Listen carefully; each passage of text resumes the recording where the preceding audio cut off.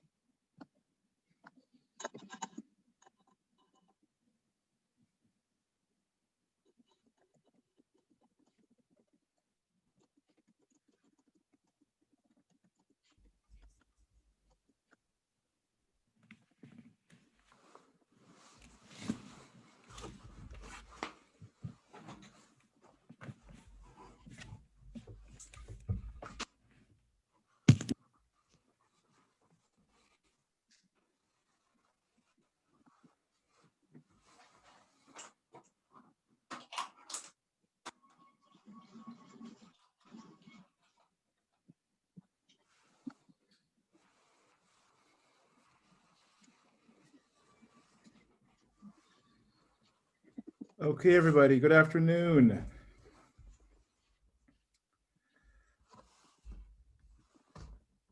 Can you guys hear me okay? Okay. Pretty good.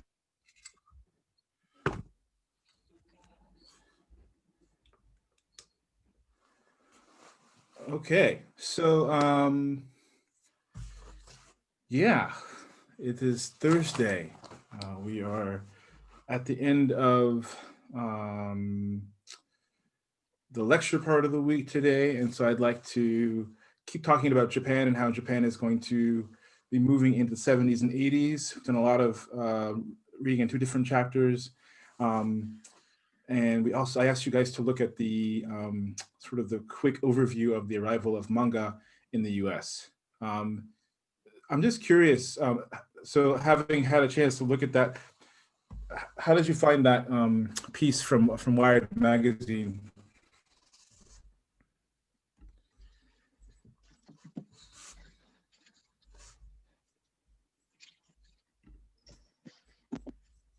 Did that sort of like seem to resemble to you the history of manga as you know it? Those of you who are big into manga.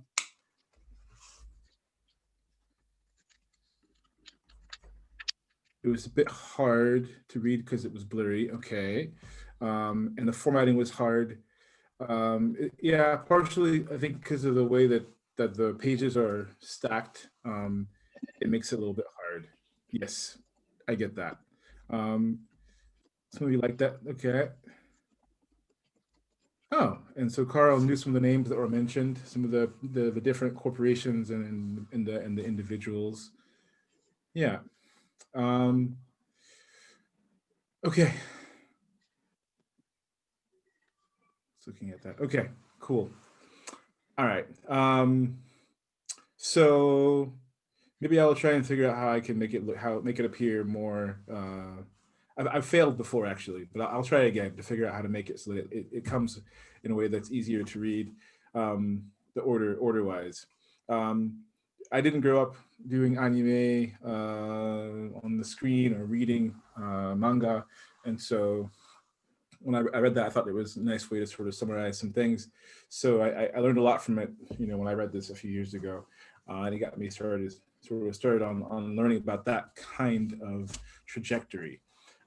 So because some of you haven't finished the quiz yet, we're not going to go over the answers.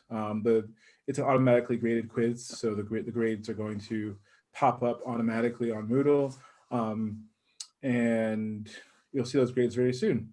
Um, but let's sort of talk about the big picture here about what's happening in Japan.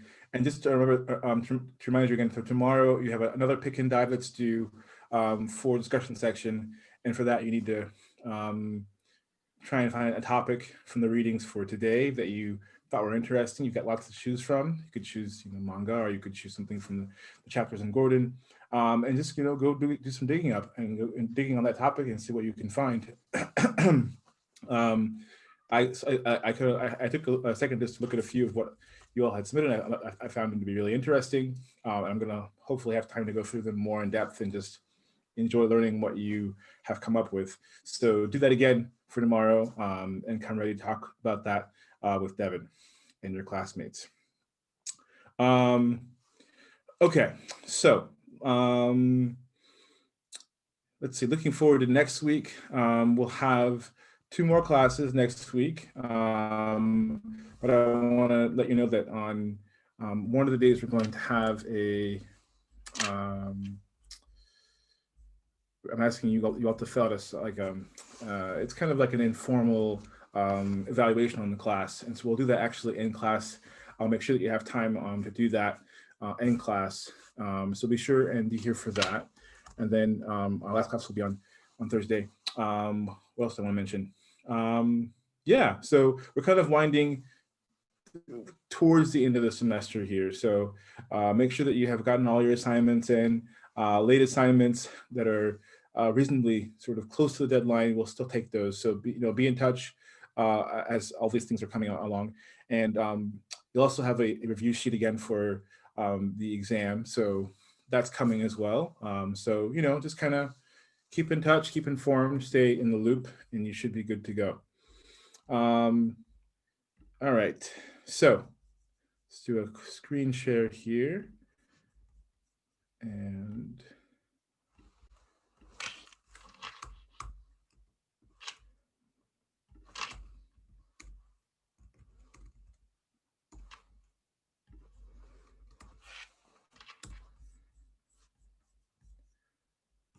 okay.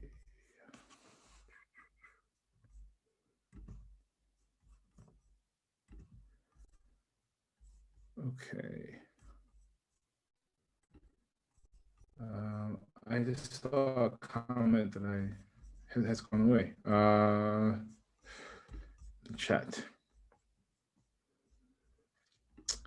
Oh, the quiz. So the quiz was originally due before class. Looks like maybe have been moved back a little bit, so that's fine. I will, I think we can let Devin decide what he thinks is a good time for the quiz. If midnight is possible, we can change it. I'm not sure. We'll discuss after class and we'll figure that out. Okay. So just if you haven't done it yet, be sure and get it done soon, and we'll let you know about the new time that it's due. Okay. Thanks, Ashley. Everybody see my PowerPoint screen? Yeah, I've seen some nodding heads. Very good. Okay, so let's get into this then. So we were really immersed in the sort of Japanese economic miracle and the new international standing of Japan. And then last class we talked about the underbelly of that, which was so much sort of protest and resistance on the side from the left, and sort of discontent with various issues from the environment to unfair tests at school, and lack of transparency and lack of funding for students, to taking over and expropriating farmers from their land to build Japan's modern Narita airport. All these elements on the left, but also from the right sort of reacting to an overly energetic left and trying to suppress the left's voice in order to make sure that the sort of ship of Japan continued to move under the U.S.'s military umbrella and their protection, and under U.S. diplomacy, to allow Japan's economy to continue to flourish. So they really were these two different factions. And as we discussed last class, the conservative government in Japan, the LDP, is victorious, more and more so. And so by the time we get to 1970, they have really solidified their position as the most important and the central and the dominant political party in Japan.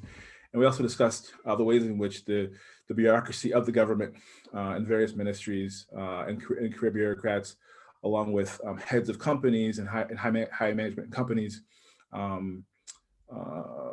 along with members of the LDP who were in the National Diet, they really worked together to make all this work. So let's move on to the 70s and talk about what's happening now in that decade and sort of see how things are going to progress. I guess one of the most interesting parts of the story of Japan's close ties to the United States was sort of how again and again the United States didn't give Japan the full picture. They sort of you told Japan, yes, you should embrace socialism and all voices should be allowed to speak and have true democracy in Japan. And then they had the reverse course, and they changed the tune and told Japan that there was too much communism. It was going to weaken Japan and therefore weaken the US's position in East Asia. And then of course from that we talked about all the ways in which that led to Japan having a self-defense force, the second purge, the Red Purge in 48, and how that led to lots of other things as well. And so we have these always sort of contradictory and oftentimes shifting US mandates and directives for Japan. And in the 70s, this actually happens again. The first couple of years of the 70s are largely sort of perforated by these important, we call them shocks in Japan. The Japanese called these shoku. They're really these shocking things that happen that the US didn't tell Japan about. And the most important one is Nixon shock, but I want to preface that by talking a bit about the return of Okinawa to Japan. as stipulated by the new treaty between the U.S. and Japan in 1960, the U.S. troops would have to officially returned Okinawa as an occupied territory to Japan, and this happened in '72. So this is a moment that for the Japanese represented sort of an important moment, the chance for Japan to reclaim part of its territory as part of Japan and not an occupied territory. But the stationing of troops in Okinawa did not disappear. And so one of the things I think people were quite surprised when they realized there are still going to be US troops by the thousands, by tens of thousands that would still be in Okinawa. But the biggest shock perhaps is Nixon's shock as far as the United States, because I want to talk about that next. And we'll get to the oil shock thirdly. So Nixon shock there, he actually comprised two different episodes, closely tied together and close together in time as well. So communism, and to act as a sort of a mainstay of capitalism in East Asia. The U.S. surprised Japan by not telling Japan that they were going to allow President Richard Nixon to go. This is really a big deal. Since 1949, no U.S. president had direct communication, person to person, with Mao Zedong, and there had never been even an effort to actually meet in person like this. And so the arrival and the successful meeting of Mao Zedong with President Nixon, it really shocked the world, but it shocked Japan most of all because they had been so, been instructed so thoroughly that they shouldn't be taking part in. They shouldn't sort of recognizing even this new, this communist country as a true country. The U.S. at this point was still recognizing Taiwan as the true Chinese government. So this was quite a shock for Japan, and you can imagine all the kinds of repercussions of this surprise visit. And so Nixon he normalizes U.S.-China relations, which means that the U.S. recognizes that the PRC is a country and is a sovereign nation, and they can begin to trade together and have, they can begin to do all kinds of things that countries do, and this shocks Japan thoroughly. The other important shock for as far as Nixon goes for Japan is the dropping of the gold standard. So again, I'm not a money person, I'm not a math person.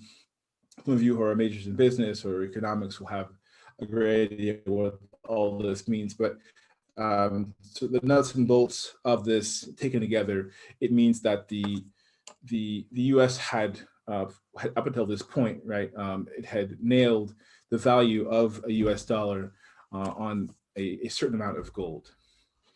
And other countries like Japan were able to base their currency and value directly upon the U.S. dollar, and it was stable, right? So the dollar goes up, the yen goes up, and so on and so forth.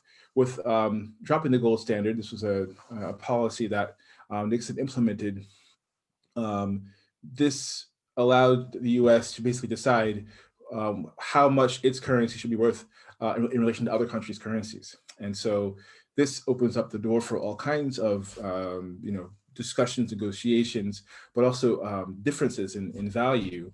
And it's another way in which the U.S. surprised Japan.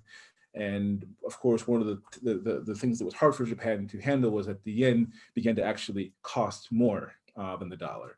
And that, as you can imagine, has impacts on things like the exports that Japan can sell overseas and those kinds of things. So this another important shock that Japan was not given a sort of prior notice about. And I think in the 70s, we see this, a lot of journalists and also some politicians sort of pointing back to the pre-war period and saying, oh yes, we know this game. We know that the US and the West in general, they're sneaky, and they tend to not follow their own rules, and they tend to be hypocritical, and they'll never really allow us to be one of the great countries, great nations. So this is a continuity from the pre-war period.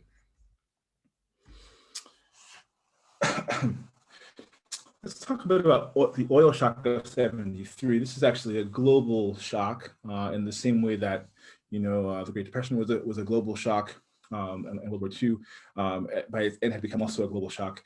The oil shock is the simple, the sort of development of events, mostly events in the Middle East surrounding Israel and its neighbors, and the oil, petroleum exporting countries, OPEC, in order to oppose the West's interference and support of Israel.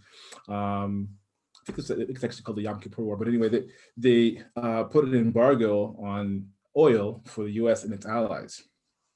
And very quickly, as you can maybe see here, it's hard for me to see what you're seeing is what I'm seeing, but that the price of oil from the end of '73, it spiked tremendously. And this was a global phenomenon, global shock. But this was sort of at the height, perhaps even, of the U.S. car industry, and numbers of cars produced, and the number of cars driven, of infrastructure being put in place. Eisenhower's highways had come to define the United States by '73. So this was a terrible time to have such a tremendous rise in the price of oil happen in the United States or in other countries as well. And so I mentioned this talk because, again, this was a U.S. sort of related problem that Japan was shocked by. But unlike the other two that I mentioned, especially the Nixon shocks, Japan had already been sort of worried about this possibility. They've been watching the Middle East, they've been watching U.S. car manufacturers, and themselves selling more and more vehicles, and Honda, Subaru, Toyota in the U.S. They were well aware of sort of the volatility of this, of the possibilities of volatility, I should say. And so what we do see is that this gave Japan the opportunity to react. And so this is actually when car companies in Japan began really working very hard to make cars that would use less oil, use less gasoline. And so this is part of the sort of the initial push that makes Japanese cars more fuel efficient, more than a decade ahead of their American or most of their European peers. And this is probably one of the important advantages in the market. So partially because Japan weathers the oil shock so well, they come into the '80s with tremendous success in exporting and selling vehicles overseas. And on top of that, what we discussed there, the overall economic growth, these things combined really put great nation status, or post-war great nation status. So Japan by '75 is able to join the G7, which are the great seven nations. And then by '85 with the Plaza Accords, Japan will be joining the great five nations, right? So these are the five leading countries in terms of GDP in the world. And this is a great sort of demonstration of Japan's progress from 1945 to 1985. But Japan also becomes, very importantly, a major player in East and Southeast Asia. So this partially building on its colonial and wartime relationships with Southeast Asia. Japan is able to sell technology, infrastructure, and also to invest in countries in Southeast Asia in particular, not Burma, but Burma, Indonesia, South Vietnam, Philippines as well. Making these countries more, giving them more sort of more access to Japanese style modernity, if you will, but also when their banks are trying to figure out how to organize their banking systems, they oftentimes look to Japan, for example. The Philippines is a great example of that. So this is happening, and Japan is sort of an important point of reference, right? And the same with the United States would be a point of reference for many countries in North and South America. Japan is holding that role for Southeast Asia, and meanwhile, Hong Kong and China and Taiwan are going to really trade heavily with Japan, making it one of their major trading partners, and of course Korea as well. And the 70s is also the time when Japan's foreign office gets really off the ground, and they begin to go, all over the world. They begin to invest in the well-being, or so they would say, of countries like Kenya and Tanzania. They're going to become a global presence, helping these countries to become more modern and become more hooked into sort of the global economic international system. The more humanitarian work as well is going on from this point of view as well. So this is really a big change, and we can see Japan rising in visibility and prominence and presence, but also economically as well. But perhaps the most important partner for Japan continued to be Korea. The repatriation of Koreans in Japan back to North Korea was a part of this story, but there's just a lot happening, right? South and North Korea both have strong ties to colonial Japan or colonizing Japan, and so the way to move forward from that to being able to trade as partners or and to communicate was obviously very difficult. North Korea in particular opposed any conversation dialogue, and excuse me, the Japanese tried a few different strategies, one of which was trying to send Koreans who were in Japan back to North Korea, but to very little avail. South Korea, on the other hand, was interested in all the forms of aid that Japan could give to it to become, to help it to modernize and to industrialize and to occupy its own place in this sort of post-world, modern world order. The biggest sign of their efforts are first a treaty signed in 1965, which establishes their new trade relations, basic relations between South Korea and Japan. This is sort of meant to put them on the same page, right? That these are two equivalent countries that are communicating as equals, and that Japan has South Korea's interest in mind, and vice versa. And it sort of also is supposed to sort of clear the table, right, of all that's happened. Obviously, it can't do that, right? All of the issue of comfort women, the issues of the American soldiers fighting in Korea, but using Japan as their base to do so. These kinds of things, and just in general, the Japanese colonization of Korea, they're still very strong in the popular memory of South Koreans. But this was an important first step to normalize, if you will, and set the foundation for better relations. Japan also gives $800 million in aid to South Korea. Now, this was not called war reparation. It was not titled in a way to prove that it was to apologize, right, for colonizing this country and making them submit to such a difficult colonial period. But it was a gift, right, to allow South Korea to develop and to become a strong country. But both South Koreans and Japanese were well aware that it had this sort of taste to it of apologizing. And so it is on this sort of, on the Basic Relations Treaty, and then on the aid package in the 80s, together, these two sort of lay the foundations for Japan to become the largest trade partner, for Korea to become Japan's largest trade partner by 1990. And today, this is still the case, even though Japan and the US, Japan and China, PRC are very much involved in trading. Korea is still most weeks at the top of the list.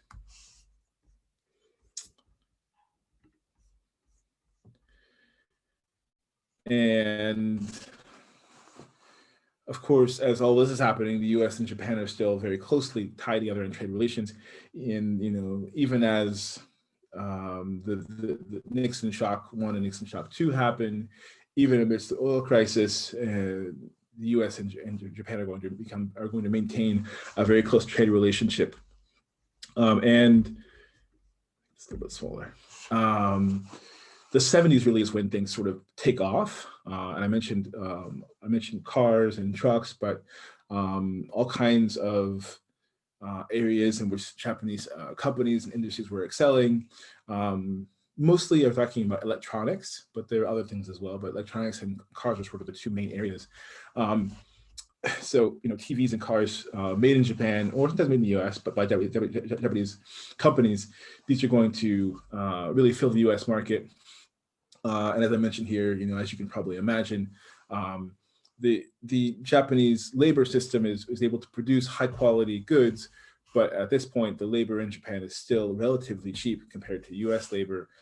And so this makes for the first sort of phase in the 70s. In the 80s, as the wages in Japan continue to go up really quickly and to go high, it often just makes more sense to produce Japanese companies' goods with U.S. labor in the U.S., but still with a lot of Japanese oversight and input, and so this eventually will lead to sort of a hybrid collaborative model. If a Subaru, for example, is a car that many of you know. My wife drives a Subaru. And Subaru is actually a company that has several major plants in the United States. I went to grad school at Purdue in Indiana, and Purdue is located very near the Subaru plant for most of the US, actually. So this new model also takes shape and is going to continue to sort of make Japanese vehicles and Japanese other goods as well more available in the US and at good prices. Aware of what this might mean for the future of exports from Japan, what we see actually is that Japan and the United States enter into several discussions, and Japan agrees to, in fact, voluntarily limit some of its exports in these areas like I didn't mention textiles, steel, and TVs and cars, so that they can still access the market, and that the U.S. will not, through a currency reshuffle or a tariff, try and exclude Japan from the market.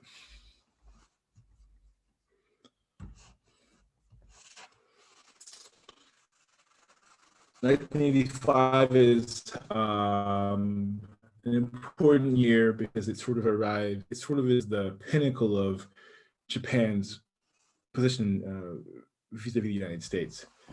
This is the year of the Plaza Accords. The Big Five get together, and so the Big Five, 1985, I think there would be U.S., Great Britain, Germany, France, and Japan, I think. They get together and they are trying to figure out which, how they can continue, right, to each in their countries continue to do well. But if to look at ways in which perhaps one or another country is benefiting too much from the relationships that are in place.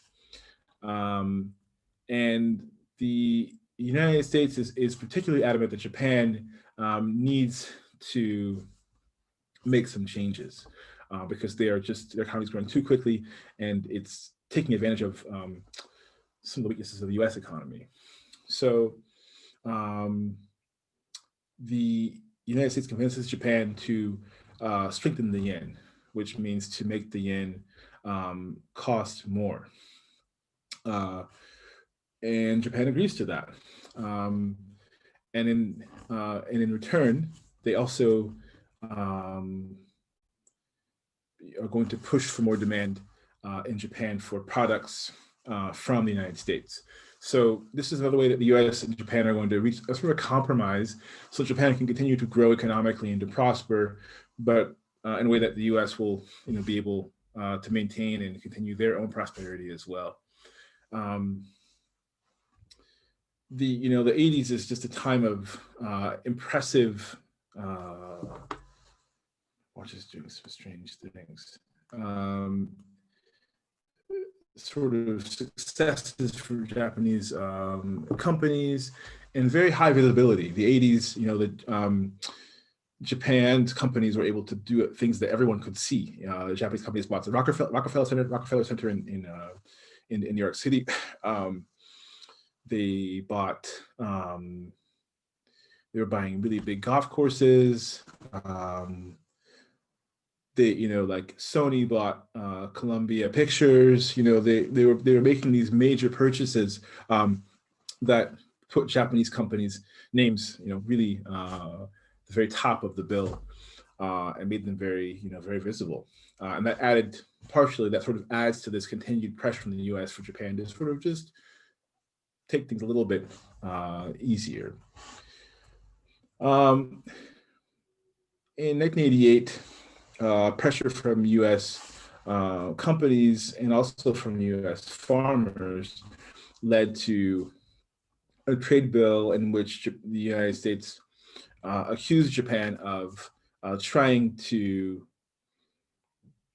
keep out U.S. products in a number of different ways, in a way that was unfair. And so this super bill, Super 301, it makes it that the U.S. can penalize Japan with new tariff regulations if this happens. So there is this sort of constant need to be transparent, to be sort of top line for Japan. All right. So who's in charge in Japan during this time period? There is a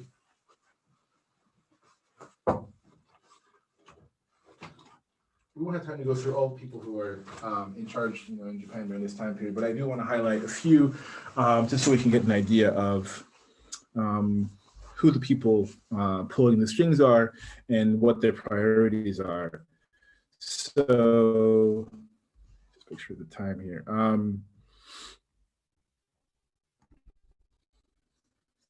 So let's talk first of all about Prime Minister in the early 70s when the big shocks happened. But he's also the person who, as we'll talk about later on, is behind the scenes deciding who will become the next prime minister, and just really influential in the LDP and sort of dictating policy from the back seat. So he actually is someone who had a good deal of experience as a career bureaucrat before he becomes a politician. And that's very important because he has the sort of knowledge of how these various systems work in Japan.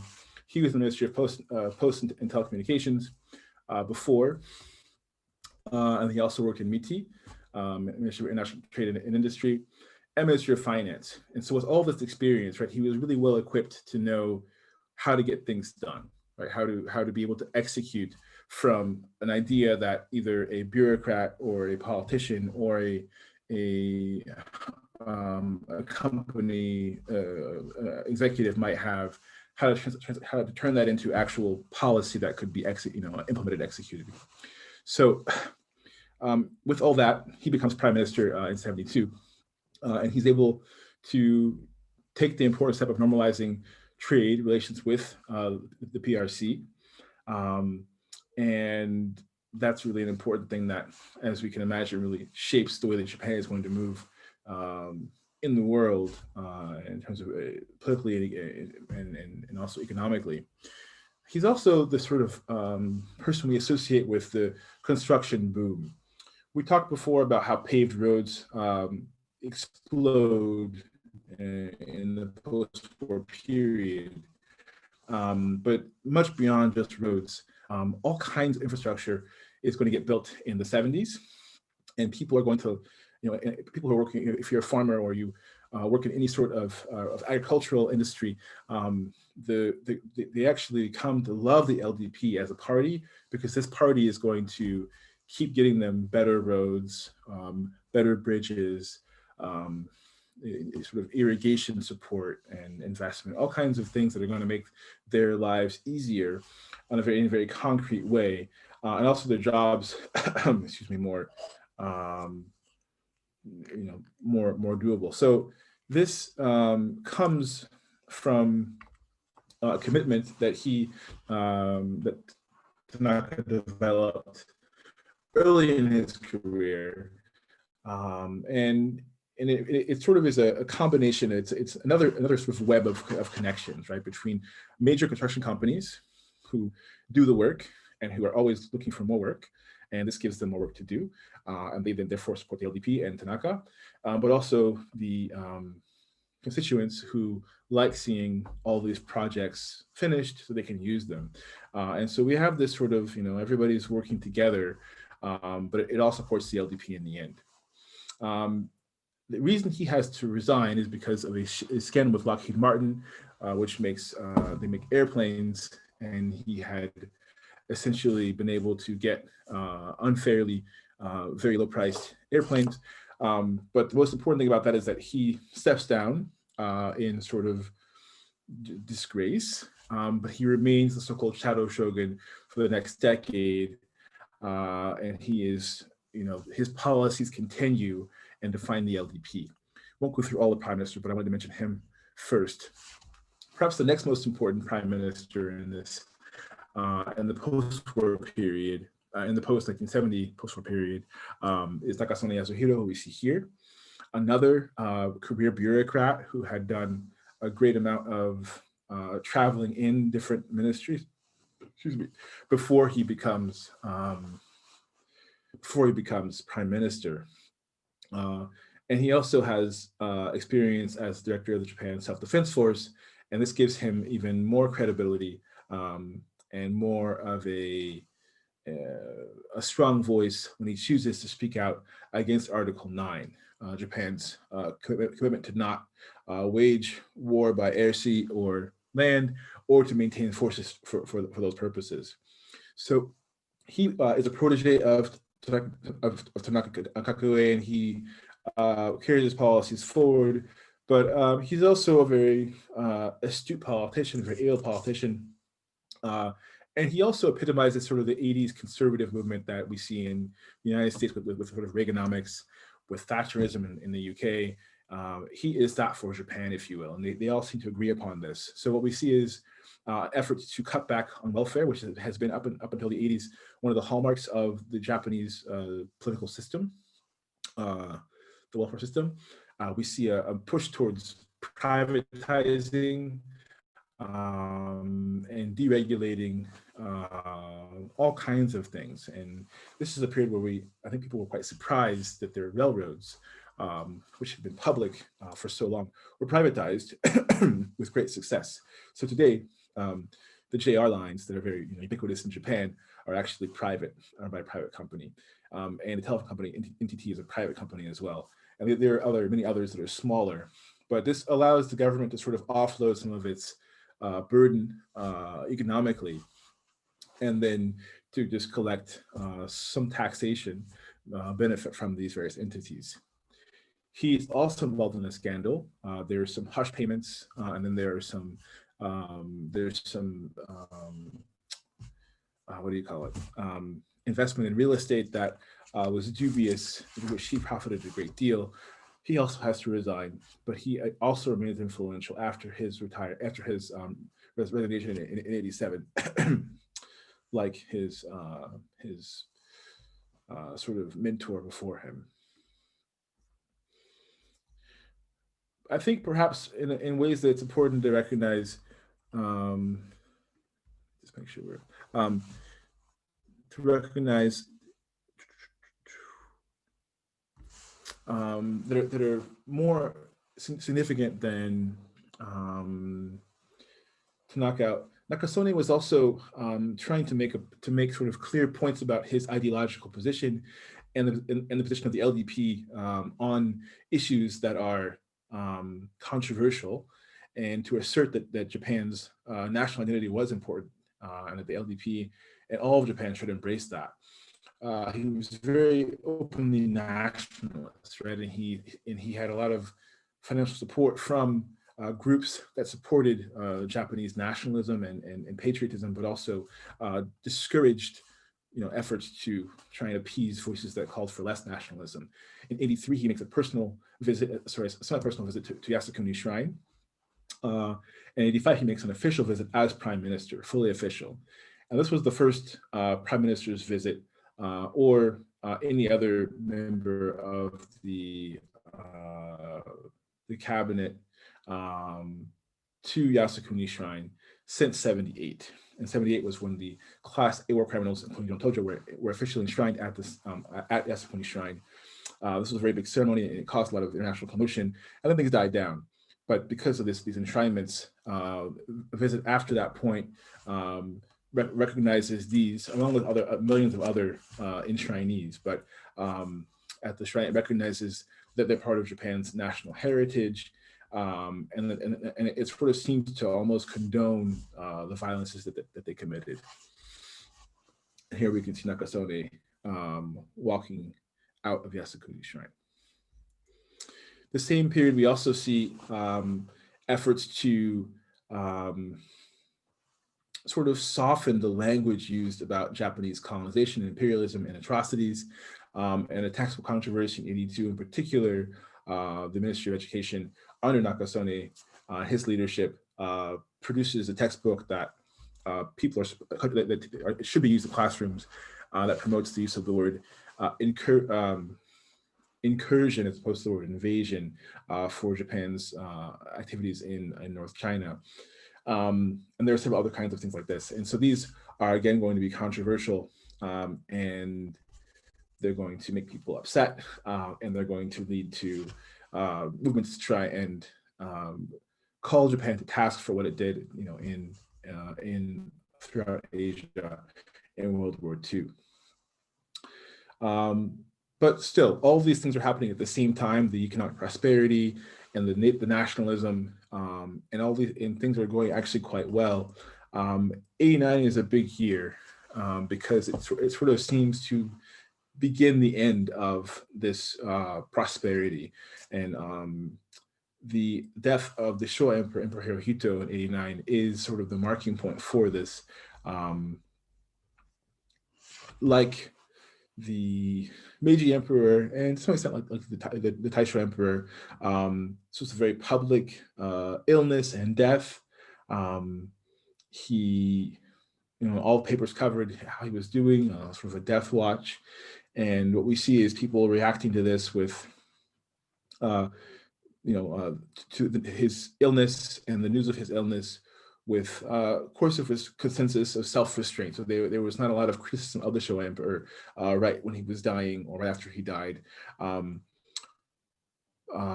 what we see, though, is in the years after his death, right, in the 3 or 4 years after that, we really see sort of the range of views coming out about the Showa Emperor, who really was the link between World War II, right, in Japan, and the rest of the Japanese.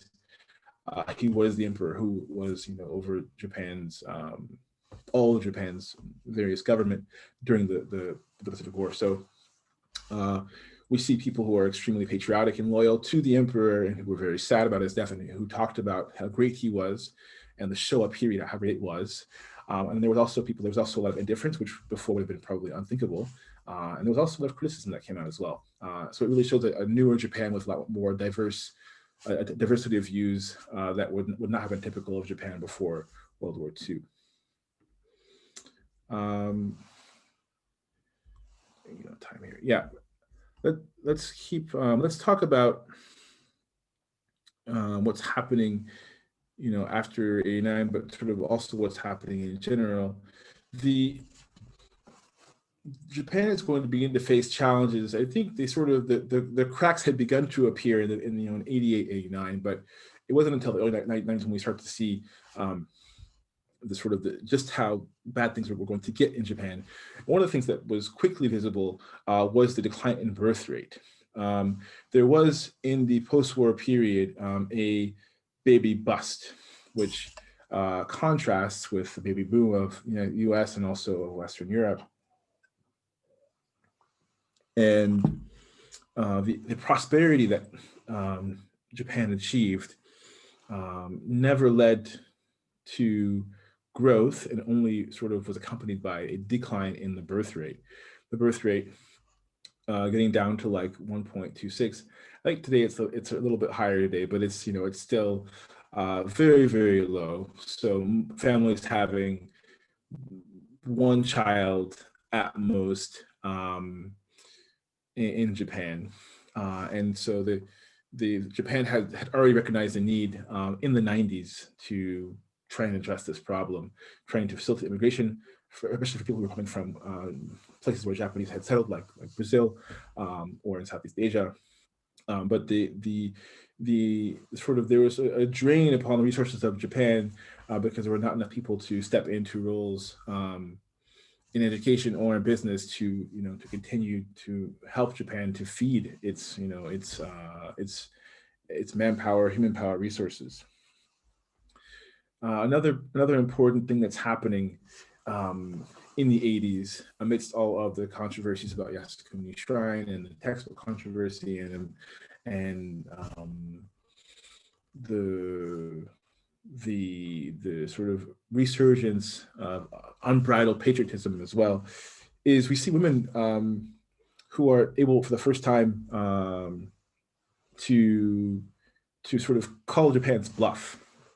If we think back to the first election after the end of the Pacific War, the first elections included actually many women who were able to run because they were married to somebody who was perhaps purged, or because they were able in local communities to get enough support. But this really gave women a sudden place in politics. But by the 70s, they'd already mostly been pushed back out of the upper lower houses of the Diet. In the 80s, women had organized and began to press for sort of Japan to make good on its promises to women. And so we see the Equal Employment Opportunity Law in 86, which was a really important first step, but it was actually quite, it was sort of a toothless legislation without any sort of consequences for not following through on this and for practices that were discriminatory in the workplace. It takes a decade for this to then be revised with penalties for companies that discriminate against women in their hiring practices, or in promotion practices, or in job placement. And we see women are able, after 97 in particular, to pursue these cases of harassment and discrimination and to win. And we see women also being able to pursue divorce more successfully and to keep their jobs.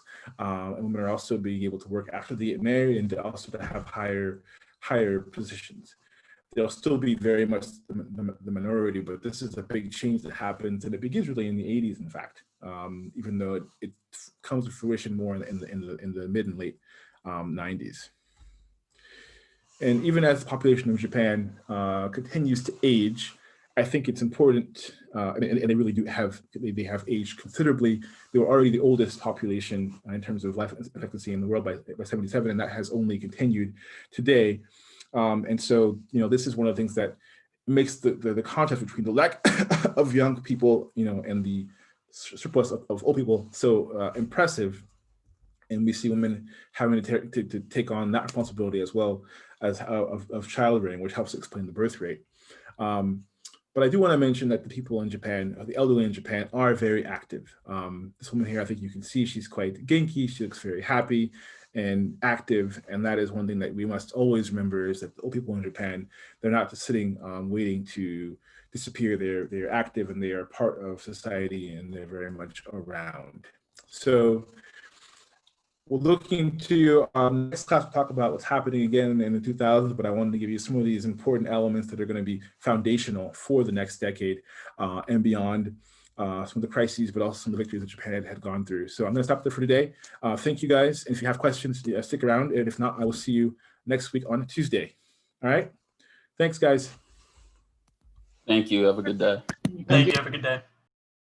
Professor, did you say that you're gonna let us have the quiz open until 11:59? So, Devin, are you able to speak to that? Do you think it's okay to have the quiz open until midnight? Yeah. What are your thoughts? Yeah. I Okay. I mean, So, yeah. I think it will be fine. Thank you. Okay. So I will fix that. All right. Thank you, Thank you. Professor. Sure.